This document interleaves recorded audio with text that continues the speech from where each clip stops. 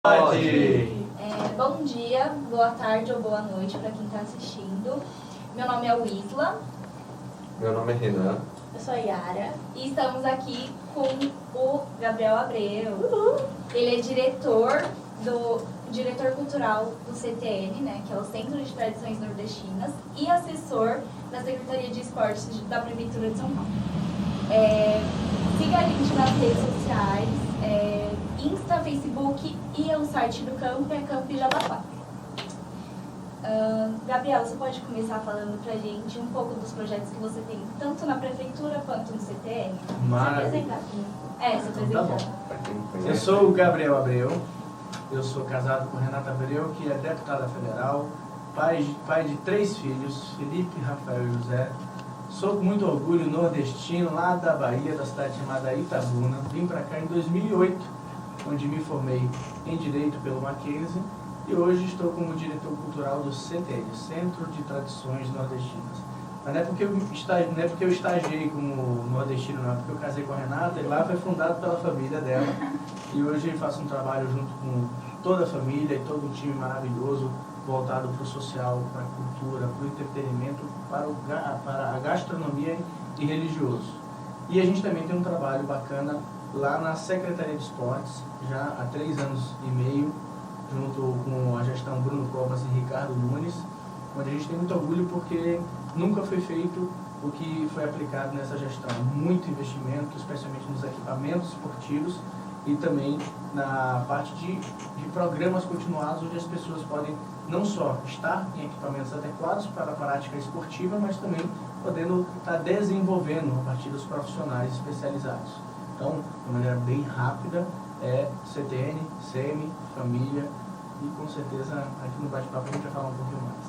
Com certeza, maravilha. Queria perguntar para você, né, para o pessoal também, qual o objetivo, né, o conceito desse projeto que você implanta junto com essas demais pessoas? Tão importante aí. No CTN, o CTN começa há 33 anos atrás, quando o meu sogro, Zé de Abreu, leu uma reportagem falando São Paulo, cidade ingrata com seus imigrantes.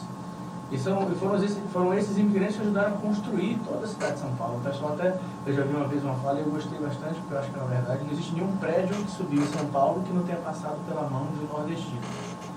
Então assim, foi um povo que veio para cá, migrou para a cidade de São Paulo para vencer em cima de projetos, de sonhos, só que em muitos momentos eles foram escanteados, porque sofreram preconceito. Inclusive a gente teve casos dos chamados skinheads que picharam o muro do CT para morte aos nordestinos. E tudo aquilo ali serviu de combustível para o meu sogro, o Zé de Abreu, fundar a primeira rádio nordestina. Na época só tinham as rádios que tocavam músicas americanas, e aí deu muito certo. A gente viu que tinha um apelo, tinha uma população grande precisando, sentindo falta da sua origem, da sua cultura, e no ano seguinte a gente montou o CTN, Centro de Tradições Nordestinas. E por isso que a gente tem um trabalho social muito bacana. Muita gente conhece o CTN, como vocês já falaram aqui, né, do Baião de Dois, a parte gastronômica é muito famosa, temos uma Baião de Dois que é famosíssima, além de vários outros pratos típicos nordestinos. Temos muitos shows dos grandes artistas do Nordeste e do Brasil que tocam lá no CTN. Temos uma estrutura maravilhosa para mais de 8 mil pessoas. Só que, com certeza, a essência do CTN é esse trabalho social. A gente tem um calendário anual que sempre está recheado de ações sociais. Desde festas como o Dia das Crianças, Páscoa, Natal, onde a gente recebe mais de 1.000 crianças no Natal Solidário, com Papai Noel, com presente para todo mundo. A gente tem curso de qualificação gratuito para jovens, adultos e idosos, totalmente gratuitos, que conseguem se reposicionar no mercado de trabalho. A gente tem ações de casamento comunitário gratuito no CTN.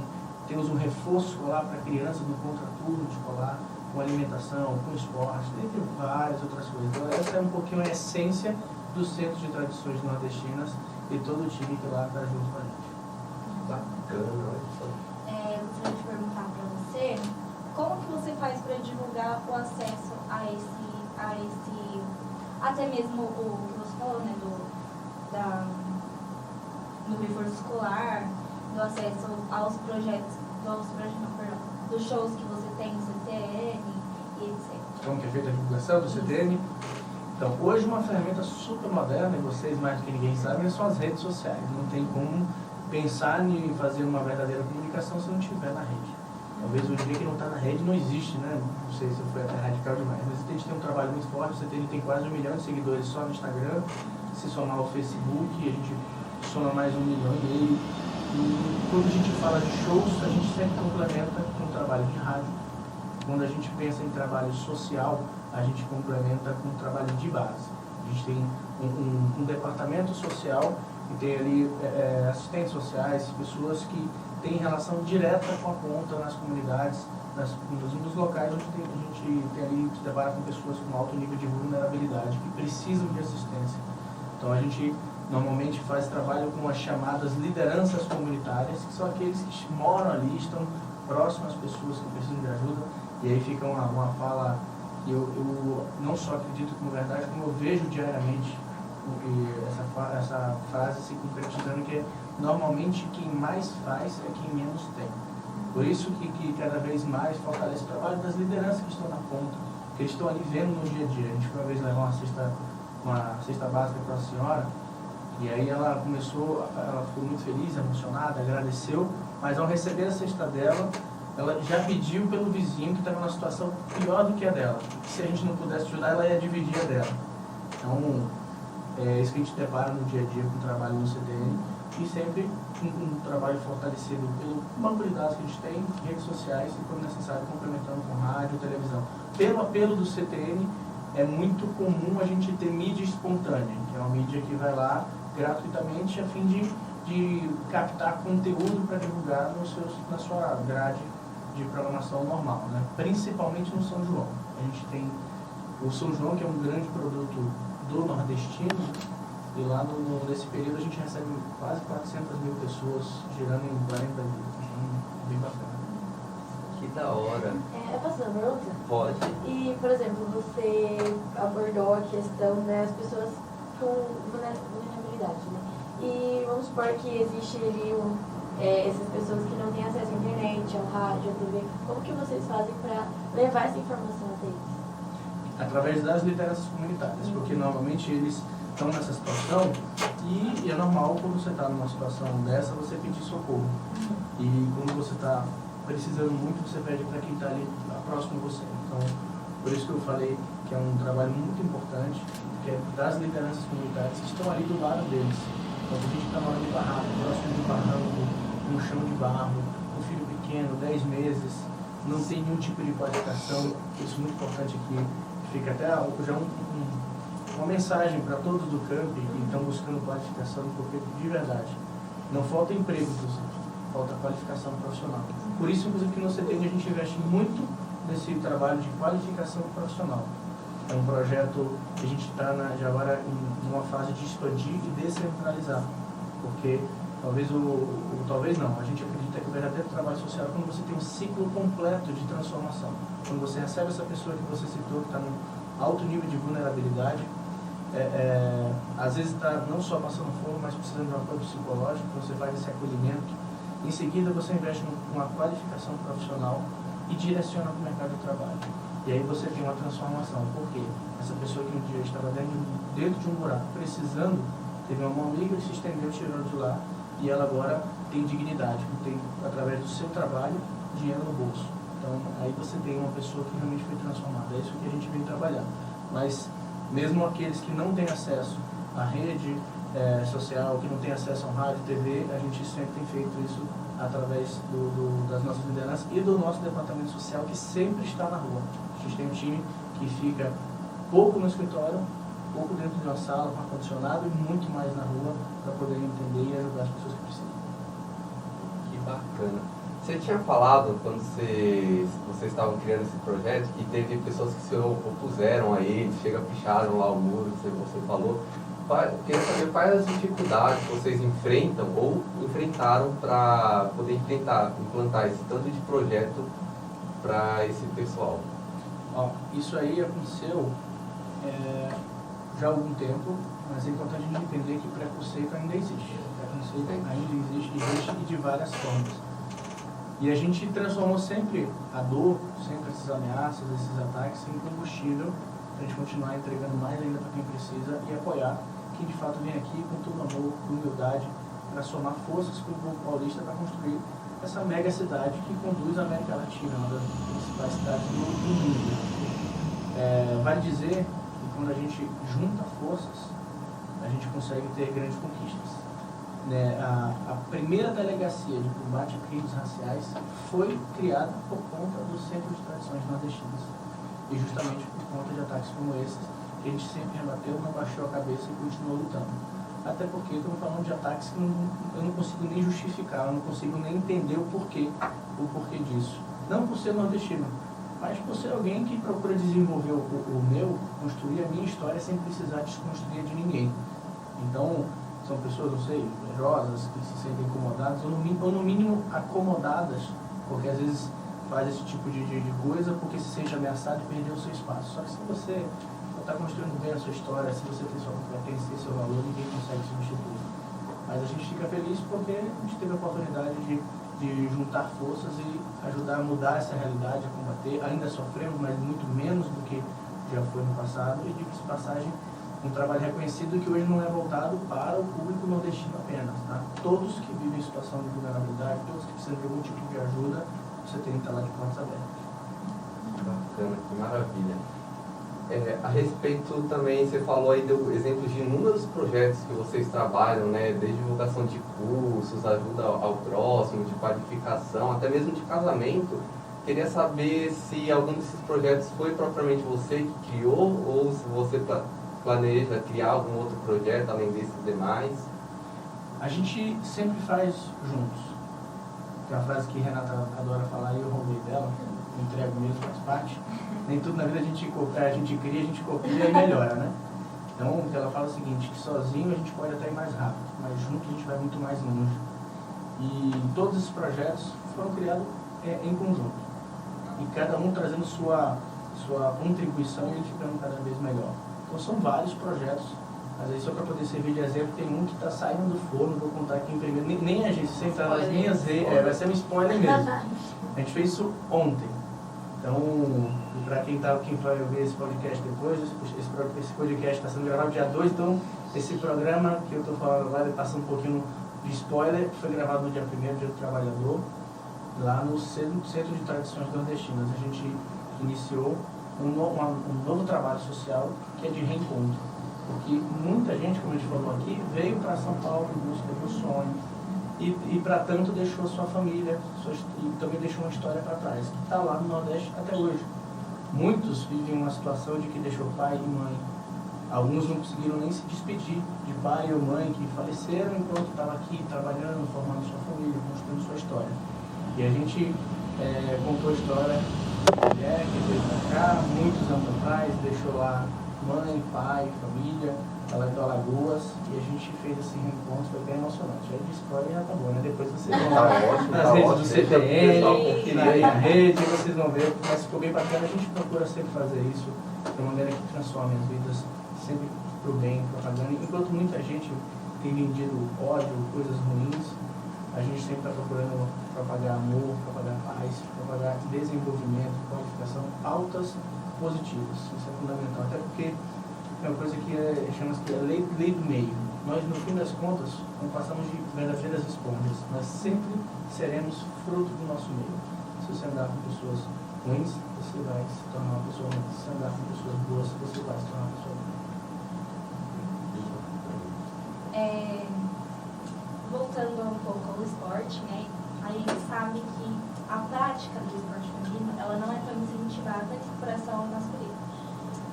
E eu queria saber se você tem algum plano que você aborda para poder promover esse incentivo ao esporte feminino. Infelizmente ainda é uma realidade, ainda temos, inclusive, culturas, não só dentro do país, mas fora, que não valorizam, não estimulam. Eu tive até uma experiência agora, a gente foi convidado por uma organização russa para a gente participar e conhecer um evento que eles criaram lá em Kazan. Tem pouco tempo, poucos meses que eu fui junto com o nosso secretário municipal, Felipe Beccari, e me chamou a atenção. Foi um evento gigantesco, estamos falando de investimento de nível de Olimpíadas, com mais de 150 milhões de dólares investidos nesse evento, foram 2 semanas, que eles chamaram lá de Figital. É algo novo que eles estão criando. É uma mistura de jogos com físico e digital. Então, por exemplo, você, inclusive com o objetivo de integrar todo mundo, idade, sexo, na verdade lá, aí vai vir um detalhe, né? Mas principalmente pessoas diferentes. E aí você vai e joga um basquete no videogame e depois você continua esse placar na quadra. Então é a soma, então você realmente, o jogo não termina no digital nem no físico. Então depois você vai no videogame, vai jogar futebol no FIFA e depois vai na quadra, você vai jogar, vai correr de automobilismo, você vai no simulador, depois você vai para a pista. Então foi um evento gigantesco, só que me chamou a atenção. Foram 21 modalidades e nenhuma delas tinha a versão feminina. Então ainda tem muitas culturas, ainda tem muito que avançar pensando em mundo. Mas aqui, Gabriel, e o que a Secretaria de Esporte tem fazendo? Estimulando o máximo possível através de valorização. E a valorização da cidade de várias formas. Primeiro, tornando acessível.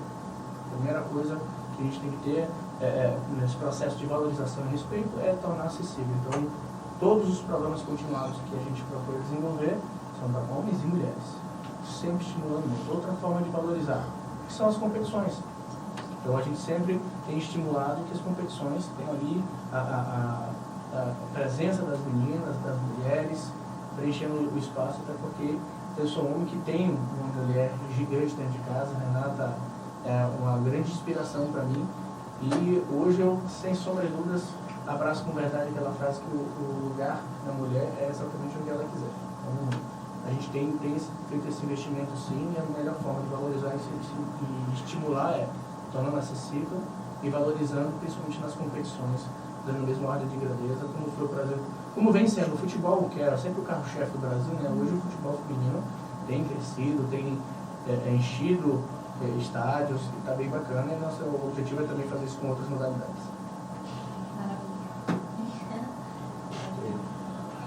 E falando também do esporte,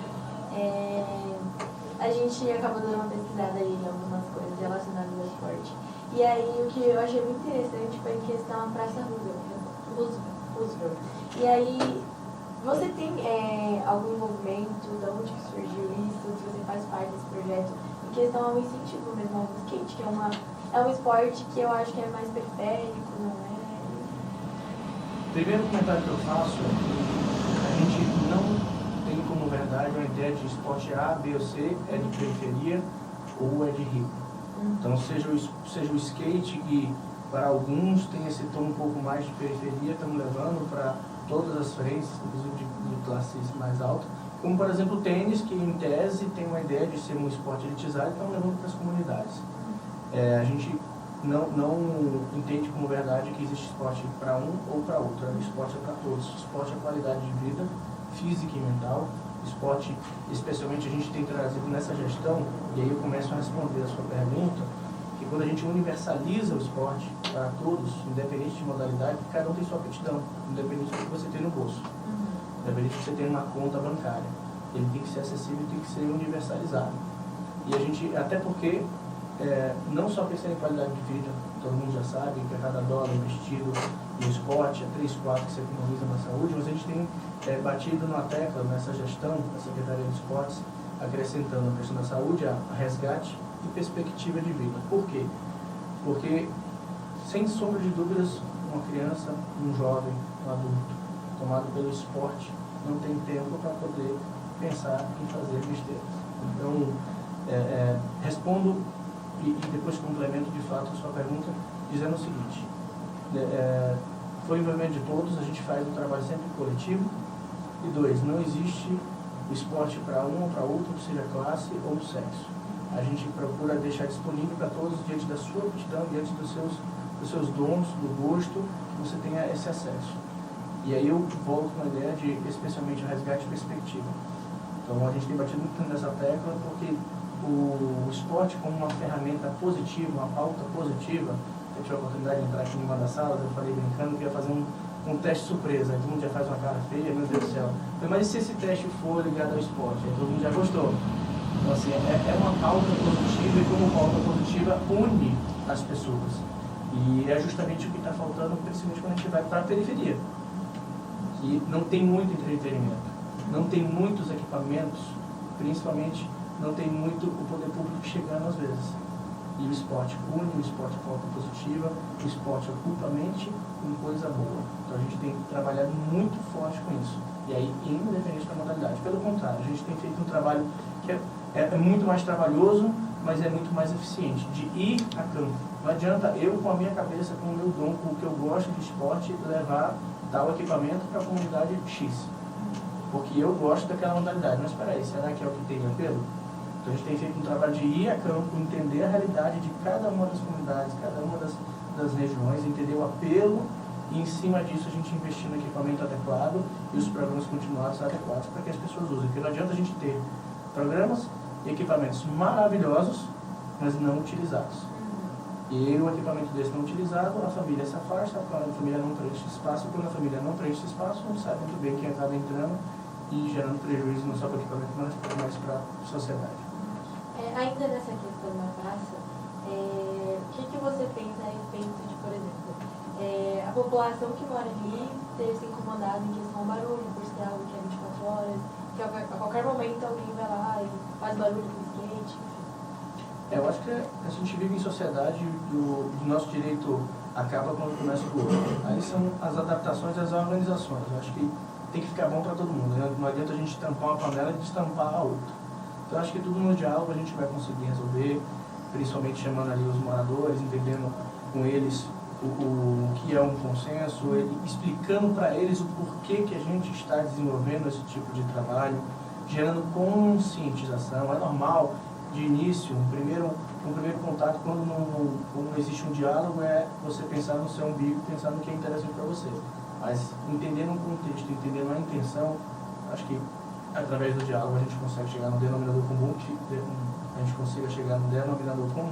em que vai ficar bom para os moradores, para os praticantes de esporte, e aí sempre com respeito mútuo, vai dar tudo certo. Eu tenho uma pergunta a respeito que vocês vão bastante nessas comunidades periféricas, ajudam bastante o pessoal, faz mudanças de vidas através de famílias. Queria saber se você pudesse contar a história que mais, que mais mexeu com você, com alguma família que você mudou, alguma periferia, uma região que você foi e te marcou. Nossa, são várias, porque que nem você perguntar, você não tem, eu tenho 3, eu posso dizer que propriedade, você perguntar com o pai ou com a mãe qual filho que você mais gosta. É duro, mas de todas emocionam você, não tem como você chegar naquela realidade e você em vários momentos não se colocar no lugar da pessoa.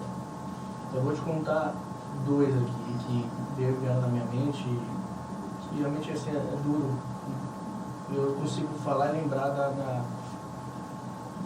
do rosto da pessoa. Quando a gente foi ali na região de Perus conversar com a mulher, a gente foi dar um apoio para ela.